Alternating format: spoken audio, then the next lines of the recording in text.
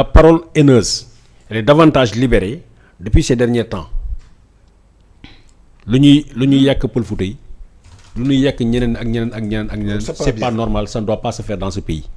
Et quand quelqu'un qui s'appelle Tahirou Sarr a essayé de se faire un nom en voguant sur ça, j'ai fait partie des gens yi ne su ko continuer dama koy porter plainte. C'est une réalité. Par contre on a besoin de l'étranger ici bu ñu ko mënee jël xaalisam facilement au Sénégal. tey jii dem na ba da ngay gis ci appartement yi ñuy loué les gens ont des appartements mais dañ naan duñ ko loué lu dul ay étrangers ay gabonais ay congolais. dañ koy bind affiché carrément dañuy loué appartement mais étranger lañ ci taamu. parce que ñoom ñoo gën a nangu fay quoi. lu leen teg ñu tegu ko te du ñu demante ak ñoom huissier de justice mais ñenn nañ sax du ñu ñàkk nar a fay. parce que c'est un climat dañ leen di won ni amu leen fi dara donc mënu leen ñu opposé wu su ngeen ñu opposé wu da ngeen ñu fay par force. Or ne serait-ce que la discrimination dans le choix du client c'est pas bien. c'est une infraction pénale. Exactement. mais ñoom am nañu sañ-sañu ñeme ba ne la man damay louer mais étranger lay louer tubaab yi sax léeg-léeg ñoom ñu def ko nga xam ne dañuy louer mais ñu ne ngeen ñëw bu ngeen ñëwee. ñu ne non yow duñ la loué ñu xool ñu ne quel est le meilleur dossier bu ñu fekkee ne aspect financier la mën nañu ko xalaat mais nga ne biir Sénégal yow ngay doomu Sénégal nga def ségrégation damay loué sama appartement mais étranger laa koy loué normalement le procureur doit s'autosaisir. li ko mooy nit ñi war nañu signaler loolu ñu porter plainte pour loolu parce que discrimination la tudd. discrimination ci sa biir réew loolu mënuñu ko imaginer mais c'est le paradoxe du Sénégal et des Sénégalais bëgg nañu. étranger bu fekkee ne mën nañu jël xaalis ci moom mais bu fekkee ne étranger mu ngi bëgg a uti xaalis ci Sénégal bëgguñu ko ma dégg naa seen coow lu bari ñu ngi wax ci waxu boulangerie yeeg boutique yeeg affaire yooyu nga xam ne pël yi jël nañ ko ba ci raxas oto yi mais ñaata sénégalais ñoo bëgg a nangu dem defi liggéey yooyu lu sénégalais nangu ta def ci liggéey fii ci réew mi fii bu demee France wala mu dem Italie wala loolu liggéey boobu lay def coro man en France. J'ai même gardé des enfants babysitter. Ah bon? waaw babysitter lu ñu deful. dañuy dem ci mairie yi wala ci école yi bind suñu tur suñu adresse suñu numéro téléphone ñu affiché ko parents yi nga xam ne ñuy liggéey seen doom yi dañ ko yóbbu crèche mais crèche dafay tëj à 16h. dañuy bëgg koo xam dafay jëli seen doom yóbbu ko kër ga nga nekk fa ak moom man je l'ai fait nga jël xale bu kii yaayu xale bi wala papam dañuy def sélection ngeen ñëw ñu xool ka leen ci doy d'autant plus que léegi si sa CV sax da ngay bind ni j'ai été nounou j'ai été babysitter nga joxe ay recommandations ñu woo ñëw ñu xool est-ce que yow bi nga yoroon seen doom baax na bëri na ay xale yoo xam ne France tey war nañu am ay 15 ans wala 16 ans ñi ba 20 ans man maa leen bambane woon maa fa nekkoon yor leen seen yaay wala seen papa dañuy liggéey 16 heures ma dem jël leen ci crèche bi yóbbu leen ci kër ga. sang leen jox leen ñu lekk ma téye leen toog leen ba seen parents yi ñëw ma jox leen ñaata sénégalais ñoo nangu def loolu fii Sénégal dem naa ci ay restaurant may raxas ndab plongeur da ngay taxaw 17h ba 1h du matin 2h du matin ngay raxas rek lu ñëw nga raxas loolu nangu ma ko fi def Sénégal France dem naa bokk ci ñuy toj bâtiment di yenu ay bagages ay affaire ci bopp bi parce que dañuy daaneel bâtiment ngeen di déménager wala bokk ci déménage bi def naa agent de sécurité en France kenn du ma ko defloo Sénégal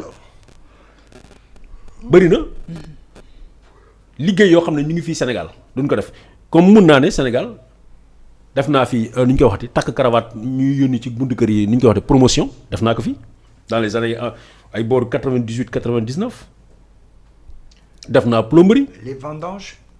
Vendange parce que j'ai eu la chance dans l'Hérault booru Montpellier j'avais une famille d'accueil là-bas mais foofu ngay gis la France profonde nga gis sénégalais yoo xam ne nit day toog ñu ne la kii médecin la woon wala kii dafa jàng médecine mu bàyyi ko Sénégal mu dem nekk dans des trucs di vendanger mooy for ay raisin toolu raisin yi ngeen di nekk di dajale les sénégalais le font mais pire encore liggéey yoo xam ne mënuloo ko imaginer mais bu ñu ñëwee fii Sénégal ne duñ ko def léegi nag liggéey yooyu les petits métiers là bi ngeen bàyyi fii parce que boo xoolee tey raxas oto yi par exemple gis naa de plus en plus jeunes séeréer yi ñu ngi koy def mais surtout pël yi ñoo ci gën a bari oto boo indi ñu fayee ko 1000 francs gën kaa dee ñu fay ko 1000 francs imaginez ku raxas 10 oto am nga 10 000 francs sa journée 10 000 francs fois 30 ça te fait 300 000. oui salaire la de. kooku mu ngi fay ko yéen sénégalais ngeen ne du ngeen ko def ba bari ki ñëw di ko def ngeen koy xeex ngeen koy saaga il faut que ñu xolaat.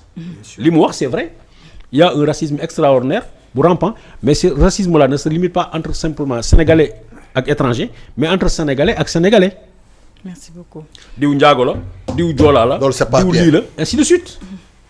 loolu nag on est entre nous ñu xoolante ci biir bët ñu waxante ko dëgg la dafa am.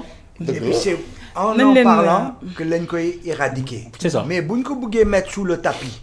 Comme quoi le Sénégalais est ouvert. L'autre fois là, j'ai entendu dans une discussion, on est en train de mettre une association pour le droit à l'environnement. D'ailleurs, elle est mise sur pied.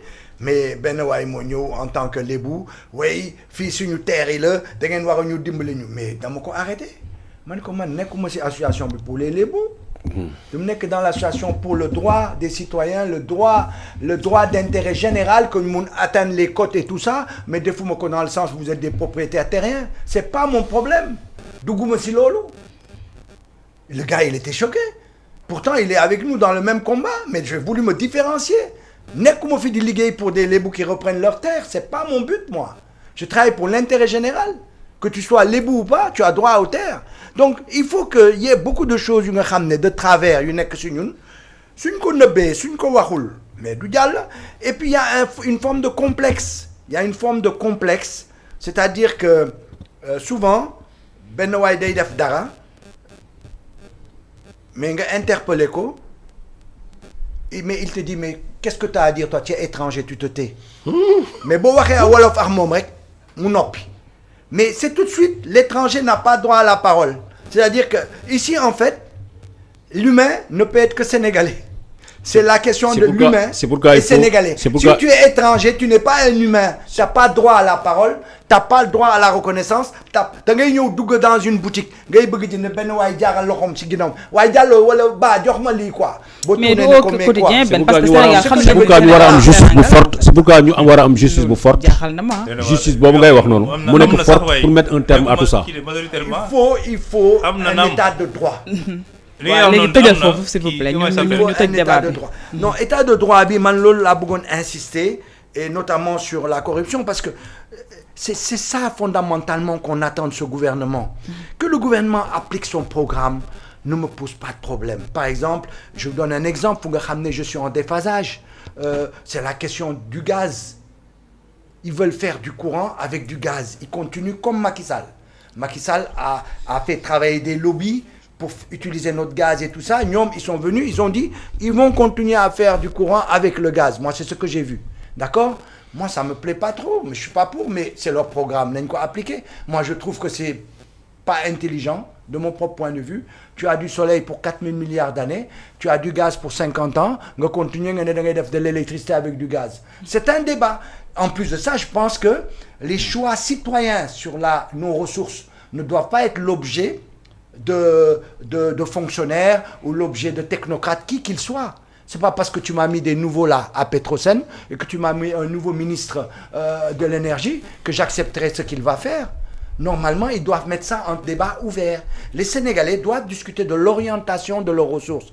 Donc, de la même manière, soit utiliser les biens, les retours de nos ressources, qui sont des biens publics, les dépenses, si tu les fais pas, s'il n'y a pas de traçabilité, xamuñu ñuy dem ñu koy sàcc nga xam ne ça va jouer, ça va se répercuter sur notre manière de vivre, lu ñu waroon am duñu ko am, etc., etc.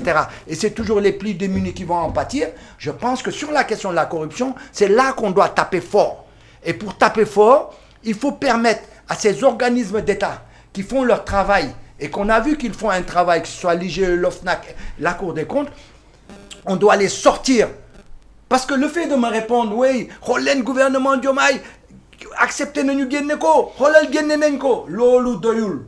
Pour man loolu c'est de la poudre aux yeux. D'accord lan moo doy mais tey moom li ñu wax doy na. instituer le fait que ces organes-là, ñoom mun nañ ko génne sans demander la permission à Diomaye, sans demander la permission à Sonko, sans demander la permission. Il faut que ça soit inclus dans nos institutions et que ñoom ñii ñu mun attaquer en justice, ester en justice ces voleurs-là. Parce que ça, c'est le bien public. Ben tàggoo s'il te plaît.